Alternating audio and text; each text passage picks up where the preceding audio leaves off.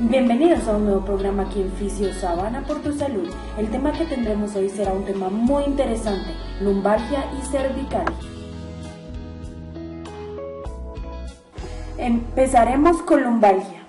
Dentro de la definición tenemos que lumbalgia es una afección caracterizada por un conjunto de signos y síntomas localizados en la zona lumbar, siendo el dolor la mayor relevancia.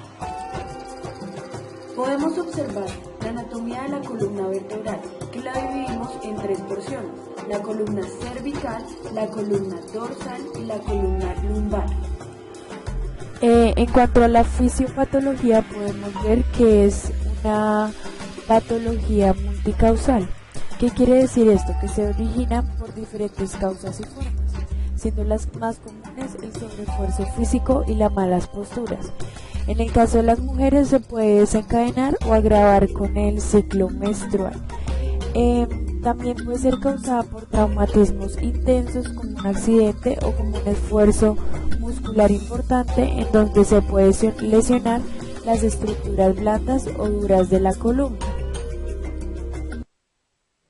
Coloqué esta imagen para que observáramos lo que va a ocurrir tras una actividad excesiva. Entonces podemos observar que las fibras de los músculos tras esta actividad pueden estirarse demasiado, que se pueden llegar a lesionar.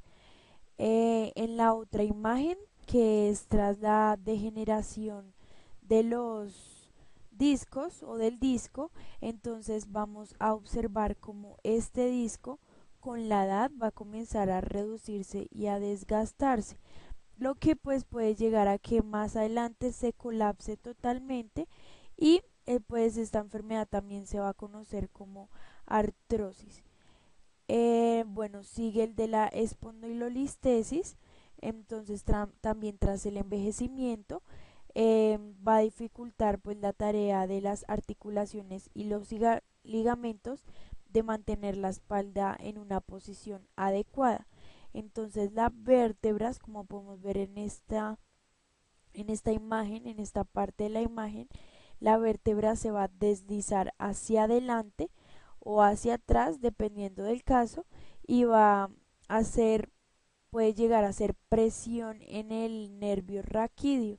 Entonces acá podemos ver que están alineadas, pero esta ya ha tenido un desplazamiento hacia adelante.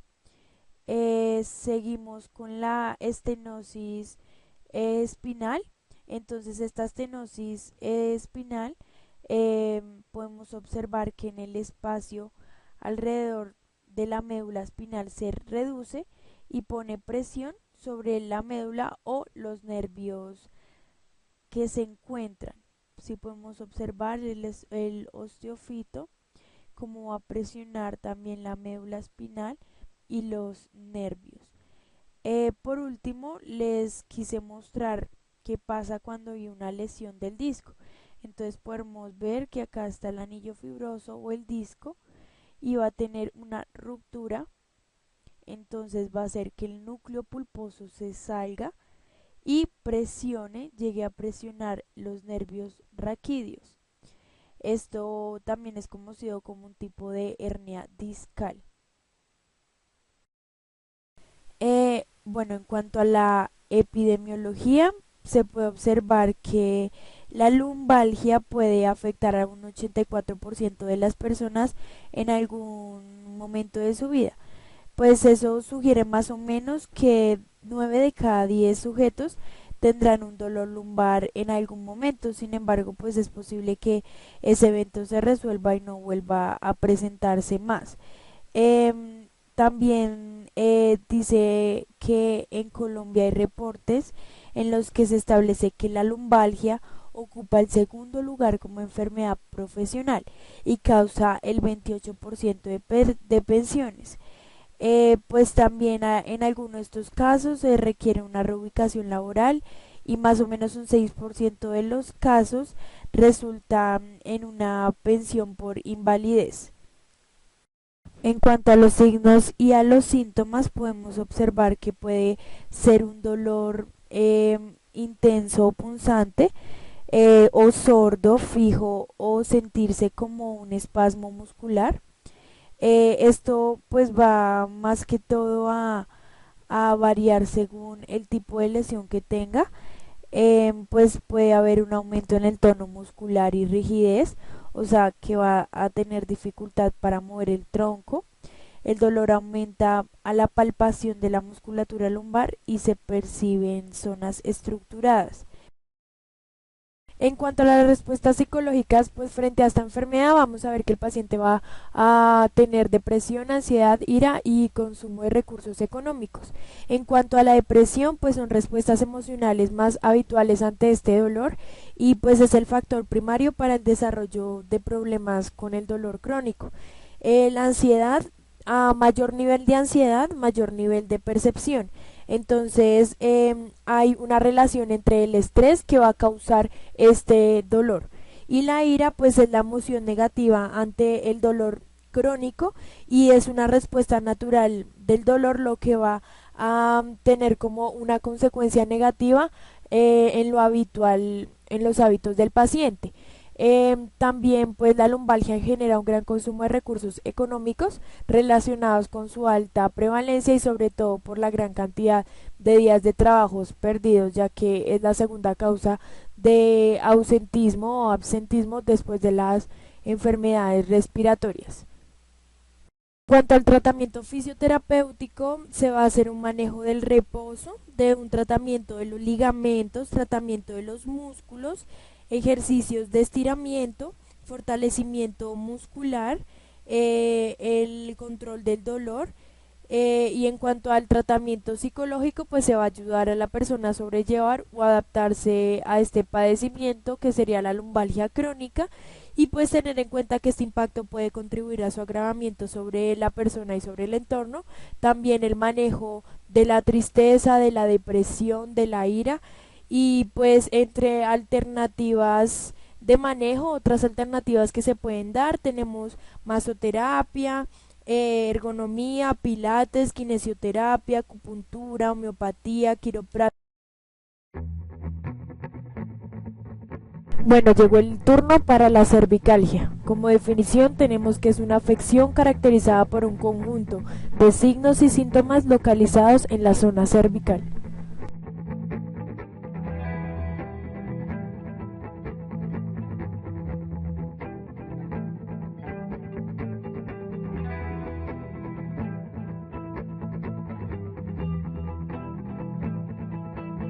En cuanto a la fisiopatología de la cervicalgia, podemos observar que también es multicausal.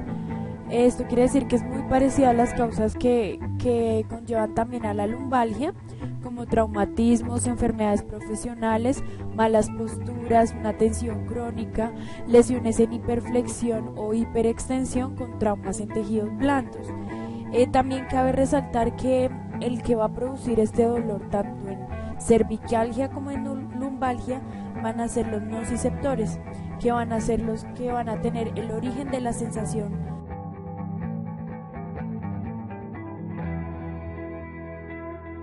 En la epidemiología encontramos que en el mundo se calcula una incidencia anual del dolor cervical en 83 casos por cada 100.000 habitantes de entre 13 y 91 años, presentando cambios sensoriales en 33% de los casos y debilidad el 64%. La mayor incidencia se halla en personas entre los 50 y 54 años, con un promedio de 203 casos cada 100.000 personas. Síntomas. Bueno, vamos a ver algunos síntomas que se asemejan con la lumbalgia, que es el dolor generalizado, pero está en esta parte específica en el área cervical, así como en la rigidez de los músculos del cuello. Este dolor se puede irradiar hacia abajo, hacia los hombros o entre las escápulas. También puede irradiarse hacia un brazo, la mano o hacia arriba, hacia la cabeza, causa una cefalea unilateral o bilateral. Los músculos del cuello están tensos, doloridos y duros al tacto. El dolor agudo puede provocar una postura normal del cuello en el que la cabeza está desviada hacia un lado, lo cual se llama tortícolis. El dolor en la base del cráneo puede acompañarse con una sensación de debilidad en los hombros y las manos, puede existir además una sensación de hormigueo en los brazos y en los dedos. Al igual que en la lumbalgia, en la cervicalgia las respuestas psicológicas son la depresión, la ansiedad, la ira y el consumo de recursos económicos, ya que es muy parecido y es incapacitante este dolor.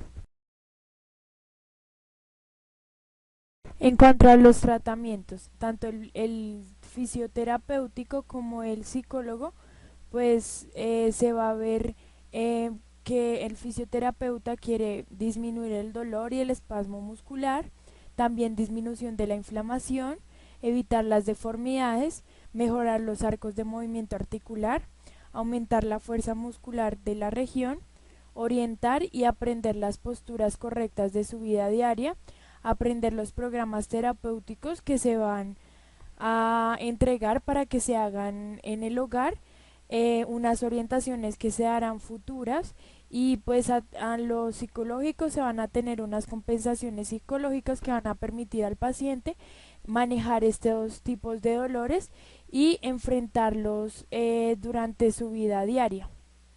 Bueno, como prevención de la lumbalgia y la cervicalgia, en general pues debemos mejorar la higiene postural, hacer ejercicios de estiramiento, no cargar pesos inadecuadamente.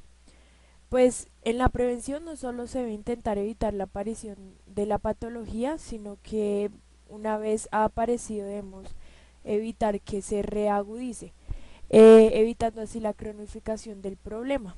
Podemos decir que una buena postura es aquella que adquiere un patrón dinámico, es decir, que no permanece mucho tiempo en una única posición. Pues en cuanto a los pesos, no realizar rotaciones de rodilla y flexionar las rodillas cuando va a recoger la carga del suelo, no cargar objetos por encima de los hombros, buscar ayuda cuando necesite levantar o cargar objetos pesados, repartir el peso en ambas manos, también intercalar periodos de descanso entre las diferentes actividades, va a modificar el entorno si es necesario, las mesas y sillas adecuarlas a la altura de los objetos. También si se tiene que recoger entonces un objeto del suelo, va a flexionar las rodillas intentando que la espalda esté recta. Se tienen que evitar las posturas demasiado rectas o relajadas de la columna. La calidad de vida en estos pacientes con lumbalgia y cervicalgia pues se va a ver alterado con sus labores diarias, pierden independencia laborales, pues ya que tras este fuerte dolor no van a poder ir a trabajar, y esto los va a angustiar mucho más. Van a presentar tanto dolor que en realidad no van a querer moverse, no van a querer pararse de la cama, pues va a generar respuestas emocionales o tristeza, pero el psicológico va a poder mejorar mucho más adelante la calidad de vida de estos pacientes con los diferentes métodos que se tengan, ya sea a punta de medicamentos, con ejercicios físicos, ejercicios psicológicos, va a mejorar mucho la calidad de vida de estos pacientes.